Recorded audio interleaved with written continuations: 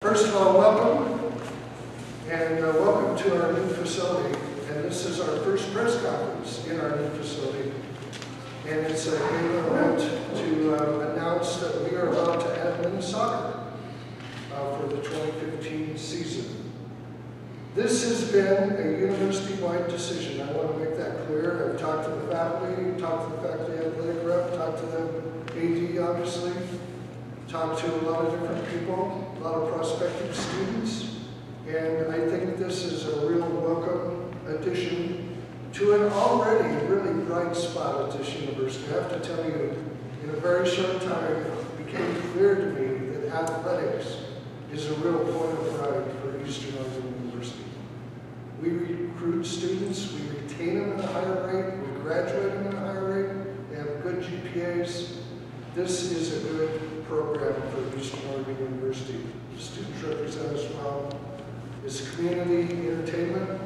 I know the townspeople love the sports programs here. And so this is a good decision. You know, I looked at the numbers. I was surprised, actually. The numbers of adding soccer pretty much, the revenues that come with those incremental students pretty much cover the costs within about $10,000 a year. We have the facilities for the most part. We'll have to do some work to get a locker room. We have the fields, we have the facilities. And so, you know, when I looked at it, I'm a finance guy, right? When I looked at it from a dollar and cents point of view, it made a lot of sense. Soccer is a popular sport. I know when I was a child, I didn't have the opportunity of participating in soccer. I grew up in Ohio, we played football. Now I think a lot of kids do have the opportunity, and I've already had numerous calls from parents that said, thank you. Now I have a place for my son to go and potentially play soccer. So that's all good. You know, people think I'm here just to cut the budget, and that's not really it. I'm here to make Eastern successful, to thrive, and to be sustainable for the long run.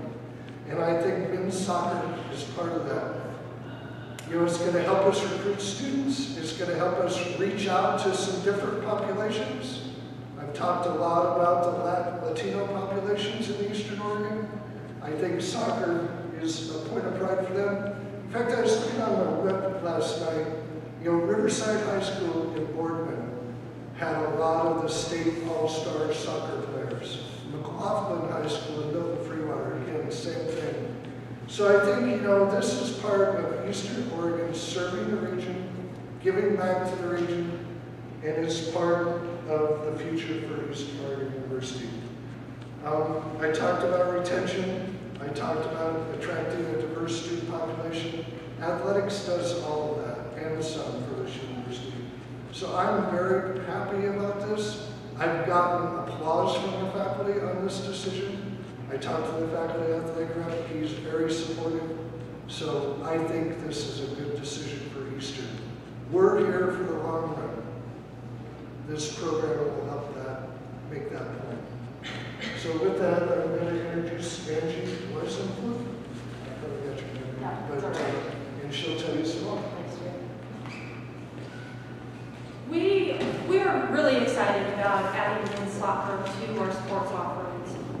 Anytime that you can be on the ground level of something and starting new traditions, I mean, it's not only exciting, but it's rewarding. I want everyone to know we did not take, the university as well as the athletic department, did not take this decision lightly. We discussed, and I should say, at great length about adding other sports. We looked at some of those other sports, wrestling, baseball, golf, lacrosse, rodeo, and there's others that we looked at. Soccer just was the most cost-effective at this time. Given that we already have playing facilities, locker rooms, or some access to locker rooms, as well as equipment, again, it made sense, just like I want to echo what Jay said, it made sense financially to bring on men's soccer. It also gives us a great opportunity to engage regionally, nationally, and locally. popular sport. So for us to be a part of that is tremendous. To give you just a little few details, we will be competing in the Cascade Conference. With our edition of men's soccer, we will have 10 of the 11 conference schools sponsoring men's soccer in the fall of 2015. Oregon, Washington, and Idaho has over 700 varsity soccer programs, and those are all potential recruits. So that is a great area, regional area that we can start recruiting. Now our main focus will be recruiting, and this is across the board. We always try to recruit home first and then spread out. It also will create international opportunities for recruiting and increase our brand there. In Eastern Oregon alone, to show you the growth and popularity of the sport, in Eastern Oregon alone and in Union County, there are over 600 youth playing recreational soccer this summer. That's pretty impressive. So that gives us another opportunity to get people excited locally and to get them up on campus and have a sense of pride with us. I do want to add, as we are talking to different stakeholders, and we talked to several, it was not a decision that we made in a vacuum. We reached out to alums, members on the foundation, like Jay said, in the athletic department, campus-wide. We also reached out to our women's soccer program, and we asked them what their thoughts. It would be an understatement, it would truly be an understatement to say that they were excited. They were thrilled.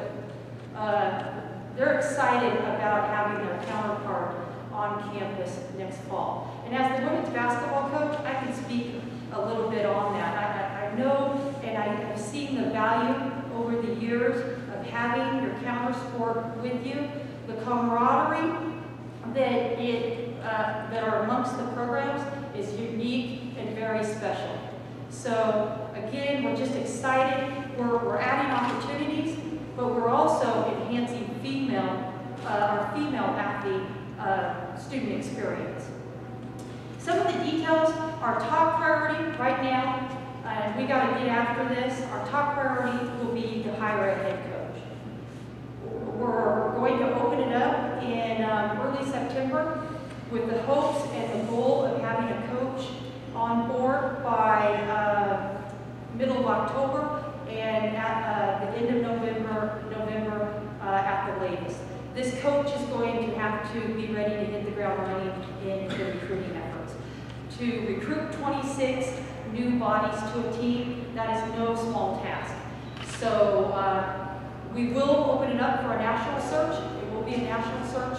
We will get together a search committee that has different constituents on it and move forward. Another concern of ours that we have to address is scheduling. Typically, and traditionally in athletics, you are scheduling a year and a half to 2 years out, not only for your non-conference, but your conference schedule. I have reached out to our conference commissioner, Rob Cashel, to give him a heads up because they will be probably next week, if not the week after, be releasing the fall 2015 schedule. So we're a little behind on building our non-conference schedule, but I'm real confident that we can catch up. Who wouldn't want to play a first-year program? I know when I'm scheduling, by 10 first-year programs, I'd be all over it. So we will be able to catch that up. We will be offering athletic aid. We want to continue to be consistent within our department and with our expectations and continue to recruit not only quality athletes, but quality students and men of high character. That's important to us. And having resources to provide to these young men will allow us to continue to and immediately compete at a certain level. And not only in the athletic arena, but in the classroom as well. As we are working through hiring a coach, I will be the contact point. So for any potential recruits, parents, or questions concerning the addition of men's soccer, please feel free to reach out to me. My contact, as well as our athletic contact information, is on the web. Again, we're just really excited. This is a university initiative, and I think regionally and locally, it is what makes sense. So we're again just really excited. Our coaches, I feel we have some of the most talented coaches at this level, and to be able to go out and recruit and hire another coach to be a part of our tight network and build relationships is exciting to me and challenging. We've got challenges ahead of us, but we are going to meet them head on and be ready. So at this time, I would like to introduce our Vice President for Student Success and Engagement, Javier Romano.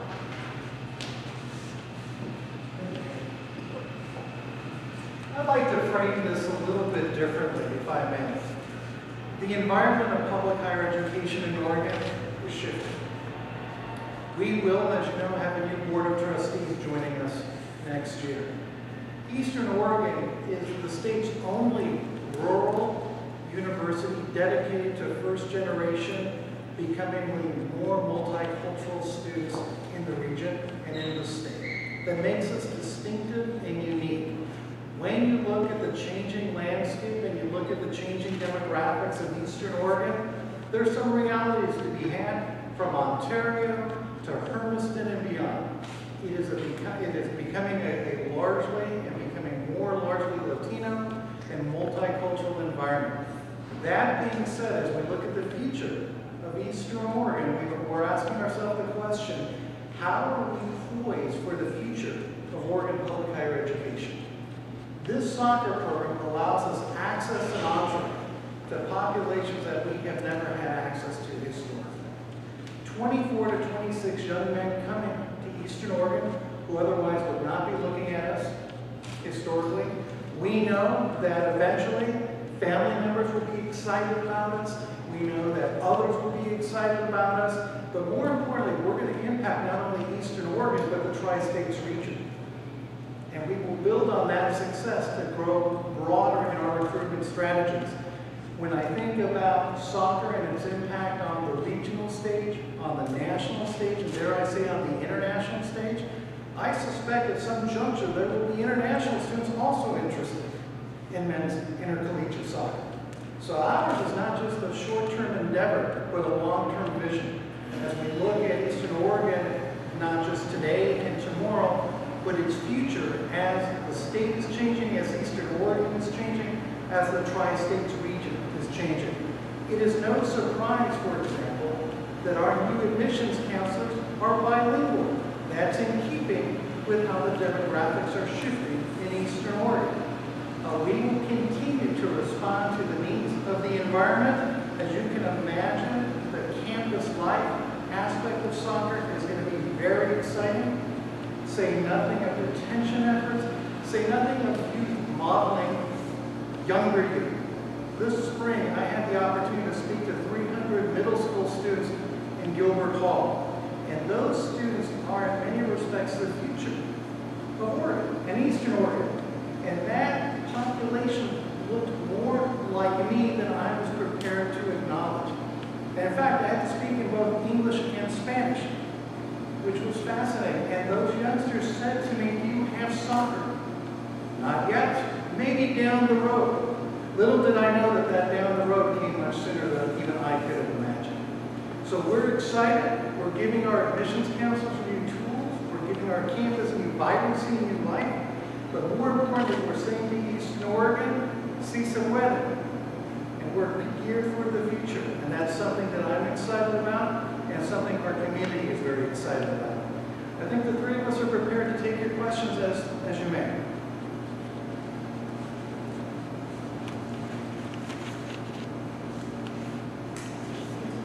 I'll go. This is probably for Mr. Kenton. I was wondering if you could talk more about the funding side of things, and obviously as the community is aware that you guys are undergoing some pretty massive cuts. I was wondering if you could talk a little more about the financial side of this program. Okay. So 26 students will pay full-time tuition. And I ran these numbers, by the way, in-state rates. Our tuition without the fees, because the fees go off to fund other activities at the university, is about $6,030 per student this coming fall. It probably will be a little higher next fall, but you do that math, I think it's about 157,000. You add, we get about $2,500 a person from the state. You do that math, and anyway, it adds up to a total of about 222,000 in revenues. The expenses for this program, the recurring expenses, are estimated at 230,000. We also believe that adding the sport will allow us to bring others to the campus who may not have otherwise come. You know, be they friends of the athletes or other people that are interested or that have found out about us because we have soccer, they're fans, whatever. So, you know, it looks like there's about a $10,000 gap. I actually think it's a net positive for the university. We will have to do a little work on the facilities. That's a one-time cost. We're still getting estimates on that. It probably will be, you know, $30,000, $40,000. So I think it's within the realm of reason, you know, and I do believe it's an investment that will have a return, a big return for EOU. And, you know, as I started to say, I didn't come here just to cut the budget. I came here to position the university for success. I believe soccer is part of that solution.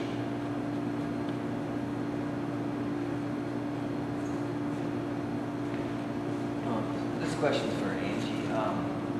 So, was it mainly the facilities that you already have in place? Is that what kind of made it a smart choice to take men's soccer over, like you said, baseball? I mean, was that kind of the deciding?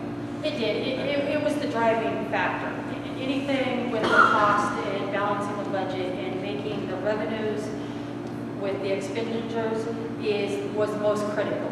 It does help that we have women's soccer, and again, the playing facilities, the camaraderie, and what it fits into our program. But also things that we looked at. What made sense regionally right now? What could we go out and engage and open up markets that maybe we haven't been real successful in to give us an opportunity? So yes, cost was probably the driving factor, and probably the turnaround. Being able to compete so quickly in the fall of 2015. Traditionally, if you're going to add a sport, you do it probably over a longer span. And so this was an initiative that we had and wanted to act on immediately. So it fit. And also the national coaching search, is that going to be designed? I mean, what are some of the parameters you're looking for? I mean, someone that has head coaching experience at a university level before? Yeah, I mean, yes, we'll do a national coaching search, and we will get, we are looking, just going off past practices of other coaching vacancies, we will get a tremendous amount of interest in this job. But some of the things that we look for is prior experience, either as a head coach or an assistant coach. Sometimes at a smaller college and at Eastern Oregon University, we sometimes don't attract the head coaches that have a ton of experience. We believe that we help create and build head coaches. So it could be an assistant coach at either the high school, the collegiate, the different levels, the NCAA level. But we're looking for someone that fits within our department, within our university mission, and within the region. So someone that really wants to take over because it's going to be, it's not for everyone to start a program. It is. It's going to have to be, with all of our coaches, it's going to have to be high energy, someone that will be willing to work relentlessly, and someone that just has the energy and passion to take this on.